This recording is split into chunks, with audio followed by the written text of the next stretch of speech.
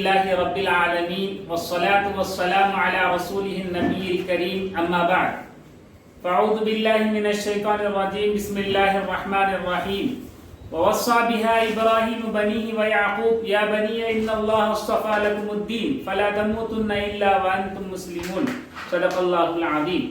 ناظرین، آج میں آپ کے سامنے مذہب اسلام کے خصوصیات کے ضمن میں چند باتیں آپ کے سامنے پیش کرنے کی کوشش کروں گا. حضرات، ہم یہ جاننا ضروری ہے کہ مذہب اسلام کے کیا خصوصیات ہوتے ہیں. بہت سارے خصوصیات ہیں، چند اہم خصوصیتوں کا تذکرہ میں آپ کے سامنے گوش و گزار فرماؤں گا. حضرات، سب سے پہلے آئیے ہم جانیں کہ مذہب اسلام یعنی اسلام کے ضمن میں ہمیں جانیں کہ ہمارے اندر ایک تصور ہے کہ اسلام کی شروعات 1400 سال پہلے ہوئی. حالانکہ یہ جو تصور ہے ہمارا غلط ہے. اسلام کی شروعات ہر نبی کا مذہب اسلام رہا ہے. یعنی اسلام کی شروعات 1400 سال پہلے سے اسلام کی شروعات ہوئی، یعنی ہر نبی کا مذہب اسلام رہا. وَوَصَّى بِهَا إِبْرَاهِيمُ بَنِيهِ وَيَعْقُوبُ يَا بَنِيَّ إِنَّ اللَّهَ اصْطَفَى لَكُمُ الدِّينَ فَلَا تَمُوتُنَّ إِلَّا وَأَنْتُمْ مُسْلِمُونَ.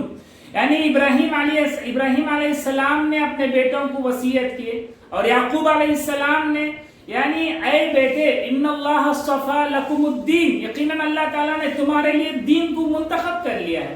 فلا تموتن الا وانتم مسلمون، اس حال میں کہ تمہاری موت اس حال میں ہو کہ تم مسلمان ہو.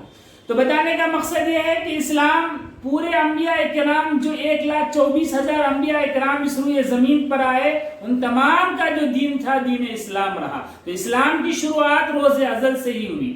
تو ما کان ابراہیم یہودیا ولا نصرانیا ولکن کان حنیفا مسلما وما کان من المشرکین. حضرات، اسلام کے بہت سارے خصوصیات ہیں. سب سے پہلی خصوصیت یہ بھی ہے کہ اسلام امن و سلامتی کا دین ہے. اسلام امن و سلامتی کا دین ہے. الاسلام اگر اس کا مشتق اگر آپ جانیں گے، اسلام کا مشتق یعنی امن و سلامتی سے نکلا ہوا ہے. اور مسلمان کا تعارف بھی اسی حیثیت سے کیا گیا، المسلم من سلم المسلمون من لسانہ ویدہ، کہ مسلمان وہ ہے کہ جس سے دوسرا مسلمان کہ دوسرا انسان اس کی زبان سے اس کے ہاتھوں سے ایذا رسانی جو اس سے پہنچتی ہے اس سے محفوظ ہو جائے. یعنی بتانے کا مقصد یہ ہے کہ مسلمان کا تعارف اور اسلام کا تعارف بھی امن و سلامتی سے کیا گیا. اور آپ کو معلوم ہونا چاہیے کہ دنیا کی تاریخ میں سب سے زیادہ جنگجو اور وحشیانہ قوم اگر کوئی تھی تو وہ یہ تھی کہ جزیرہ عرب. یعنی امن و سلامتی نام کی کوئی چیز وہاں پر نہیں تھی، خیر نام کی کوئی چیز نہیں تھی. یعنی وحشیانہ قوم تھوڑے سے باتوں پر صدیوں تک سالوں تک جنگیں ہوا کرتی تھی. ایسی قوم جب امن و سلامت جب اسلام کو اپنے سینے سے لگا لیتی ہے تو ایسی قوم یعنی جزیرہ عرب امن کا گہوارے میں بدل جاتا ہے. یعنی اسلام نے آ کر بتلایا انسان کو مقام انسانی، اے اہل جہاں اس سے بڑھ کر تہذیب پہ ایسا کیا ہوگا. تو دوسرا بہت سارے خصوصیات ہیں. ایک خصوصیت یہ بھی ہے کہ اسلام دین فطرت ہے. اس کی تعلیمات سراسر انسانی فطرت کے عین مطابق ہوتے ہیں. یعنی حلال کیا ہے، حرام کیا ہے.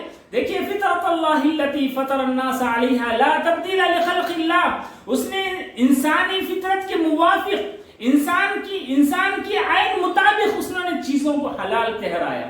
اور اسلام نے جن چیزوں کو حرام ٹھہرا اس میں بہت زیادہ جو ہے اس کے پیچھے جو ہے اللہ تبارک و تعالیٰ نے بہت زیادہ اس کی اہمیت رکھا ہے کہ جن چیزوں کی حلال اور حرام کرتا جو چیزیں اللہ تبارک و تعالیٰ نے پیش کیا ہے اس میں انسان کی سب سے زیادہ مصلحت ہوا کرتی ہے. دین اسلام ایک دین رحمت ہے. یعنی اس کی تعلیمات سراسر رحمت کے عین موافق ہیں. اگر آپ دیکھیے معاشرے میں اگر چوری ہوتی ہے، اگر اسلامی شریعت کے موافق اگر السارق والسارقۃ فاقطعوا ایدیہما جزاء بما کسبا نکالا من اللہ کے تحت اگر چور کا ہاتھ کاٹ دیا جاتا، کیا معاشرے میں دوبارہ چوری ہوگی؟ اگر دیکھیے زنا، اگر معاشرے میں دیکھیے اگر زانی کا بدلہ الزانیۃ والزانی فجلدوا کل واحد منہما 100 جلدہ، یعنی اسلام کے قانون کے مطابق اگر زانی کو 100 کوڑے یا شادی شدہ اگر ہے تو اسے جو ہے رمے جمار اگر کیا جاتا ہے سنگ بار کے ذریعے سے.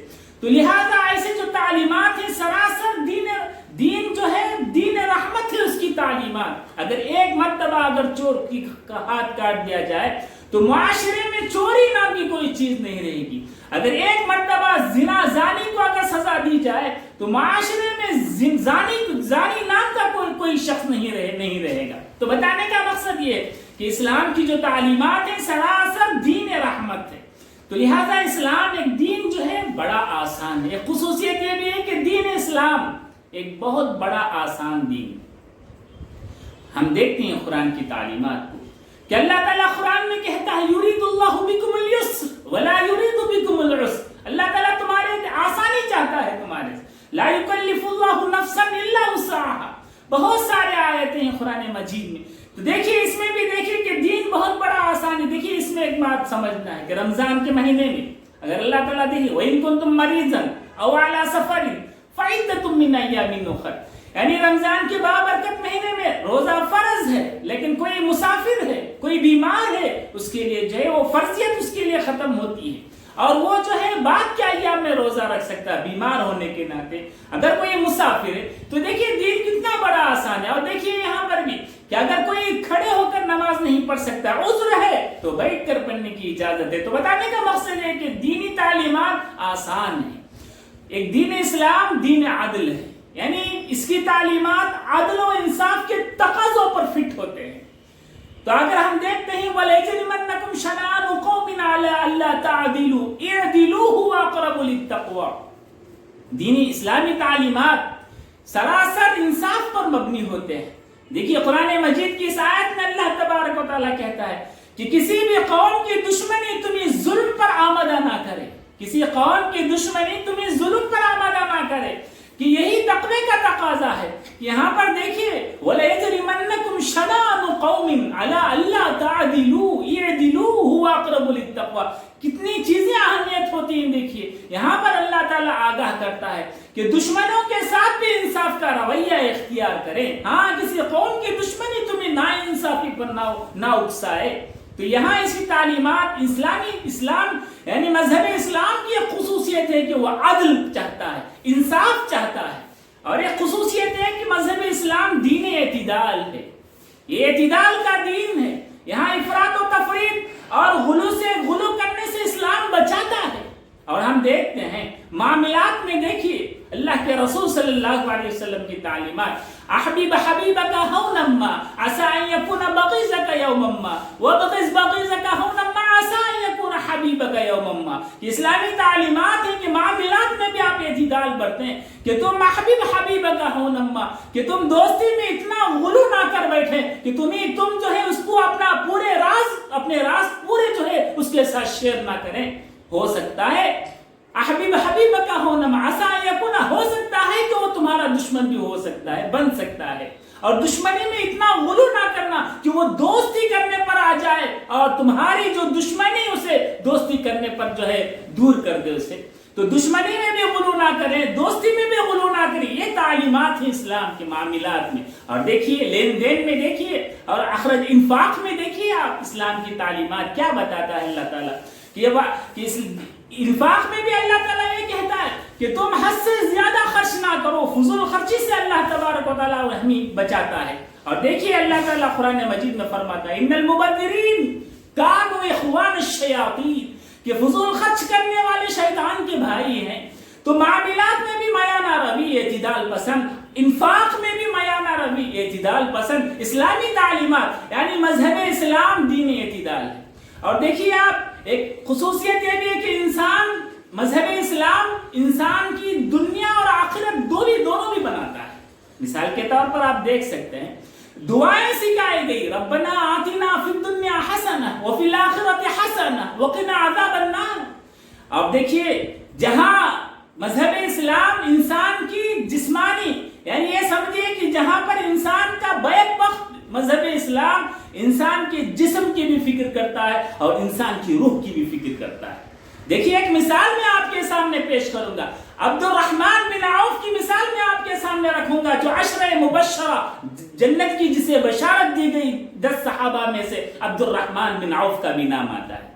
حضرت عبد الرحمن بن عوف رضی اللہ عنہ جب مکہ سے ہجرت کر کر مدینہ آئے، انہوں نے اپنا پورا مال، بیوی، بچوں کو تمام کو چھوڑ کر اللہ کی رضا مندی کی خاطر ہجرت کرتے ہوئے مدینہ آئے۔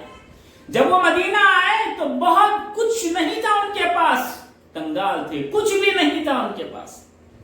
عبد الرحمن بن عوف جب مدینہ آئے تو انہوں نے مدینہ آنے کے بعد صرف یہ کہا کہ مدینہ کا بازار کہاں لگتا ہے۔ عبد الرحمن بن عوف اتنا کہا کہ مدینے کا جو بازار بنو قینقاع کا جو اس کے ارد گرد میں، کہ انہوں نے کہا کہ صرف مدینے کا بازار کہاں لگتا ہے، بس وہاں پر دیکھیے عبد الرحمن بن عوف بہت بڑے تاجر تھے۔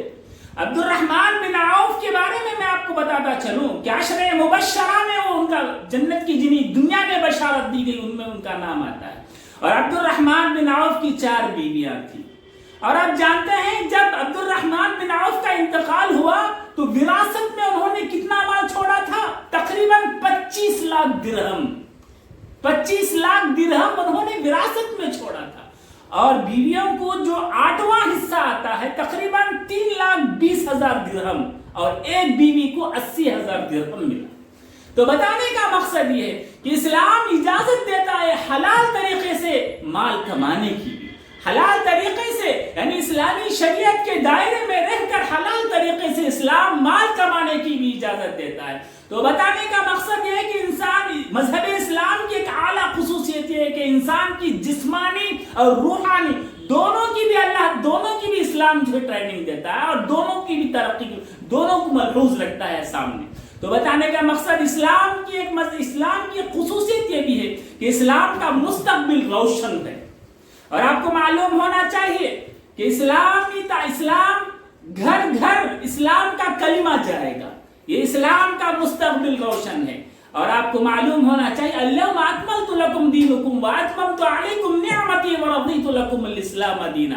سامعین، بہت سارے خصوصیات ہیں جس کا میں نے آپ کے سامنے تذکرہ کیا کہ مذہب اسلام کے جو بے شمار خصوصیات ہیں، چند خصوصیات کو میں نے آپ کے سامنے ذکر کیا کہ مذہب اسلام کوئی صرف ابھی 1400 سال کا نہیں ہے۔ مذہب اسلام کئی سال، یعنی جب سے دنیا کا وجود ہوا، جب سے انبیاء اکرام کا سلسلہ ہوا، تبھی سے دنیا کی وجود سے ہی مذہب اسلام کی شروعات ہوتی ہے۔ اور اس طرح سے مذہب اسلام امن و سلامتی کا دین ہے، مذہب اسلام دین فطرت ہے، مذہب اسلام دین رحمت ہے، مذہب اسلام جو دین ہے وہ دین بڑا آسان ہے۔